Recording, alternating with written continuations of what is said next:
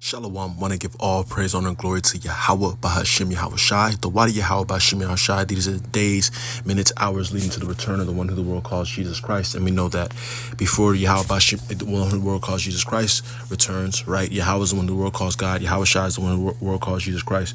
We know that before they return, before the Son returns, Yahweh Shai, there's going to be a mass slaughtering from Esau, right?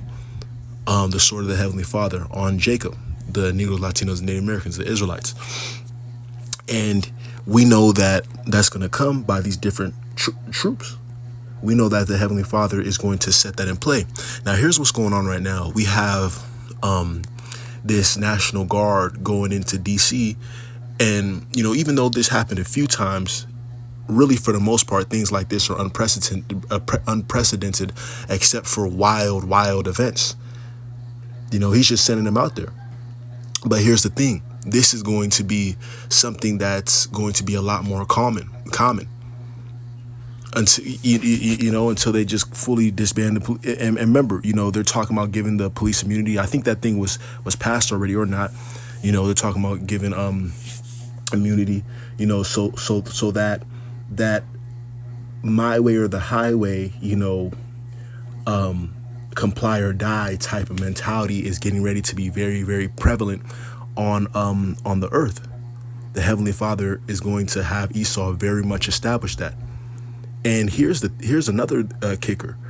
Not much people are really talking about this. I don't see this much on the media and things like that.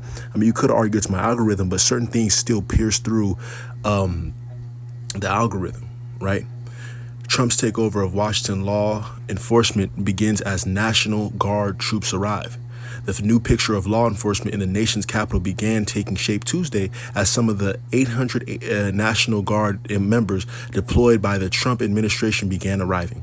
The city's police and federal officials projecting cooperation took the first steps in an uneasy partnership to reduce crime in what President Donald Trump called, without substantiation, a lawless city. And here's the thing. When they talk about crime, when they talk about lawlessness and things like that, who are they thinking of? Even though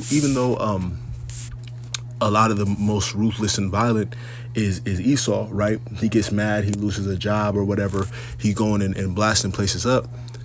When they talk about this or say things like this, who is the picture of that? You Israelites. So the Heavenly Father is having Esau set it under play right under your nose.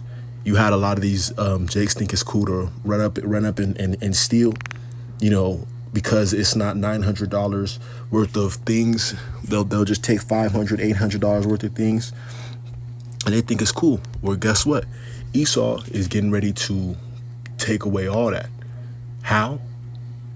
By comply or die type of mentality. Jeremiah chapter 30, verse 7, alas, for that day is great, so that none is like it. It is even the time of Jacob's trouble, but he shall be saved out of it, right? So the time of Jacob's trouble is upon us. And people are not even really thinking about this or talking about this. But it's okay, because guess what? The men of Yahweh Bahashim Yahweh Shai, we're seeing it. The people who have the eyes, in mind to think about the Heavenly Father and what he has established, they're seeing this.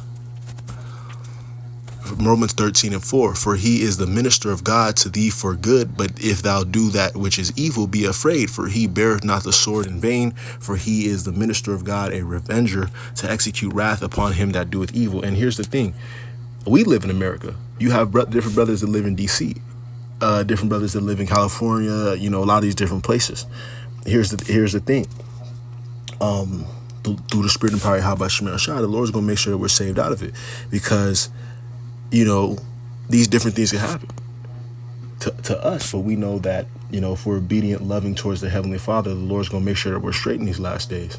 And that's our hope, that as all these things happen, the people that denied the Heavenly Father, disrespected the Heavenly Father, they going to have to see the Heavenly Father's hand, and the people that took the time to be on the Heavenly Father's side, we're going to be on the Heavenly Father's good side. That's the hope, and that's our prayer, that we're one of those people. And I hope I am as well, because, I do different things, try to do martial arts and things like that. But at the end of the day, you can't really do nothing against the troops, the robots, heat-seeking lasers. them firebombing, drones, all that. You can't really do nothing, So at the end of the day, I'm still vulnerable. And at the end of the day, the battle is really the Lord's. Like they used to say, the Lord could put the spirit on a midget or a 5'3" woman to really hand you your behind. So yeah, man. Revelation 12, verse 12. Therefore rejoice, ye heavens, and ye that dwell in them. Woe to the inhabitants of the earth and of the sea, for the devil is come down unto you, having great wrath, because he knoweth that he hath but a short time. Right? But also understand, even through all this, that this also shows Esau's franticness. That he knows he has a short time, and that it's on his spirit. So what does that also mean? That means it's on the Heavenly Father's spirit that he's wrapping up this kingdom. Because we know that after all these prophecies pass, and after this kingdom is finished, the kingdom of Yahweh B'Shem Yahshua, where it's true happiness, true peace, 24/7, all day, every day, is going to be established. But until then, we got to work, got to handle business, take care of your families, take care of your kids, do what you need to do every day, and things like that.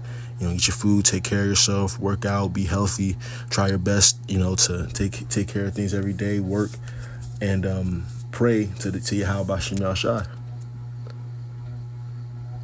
With that being said,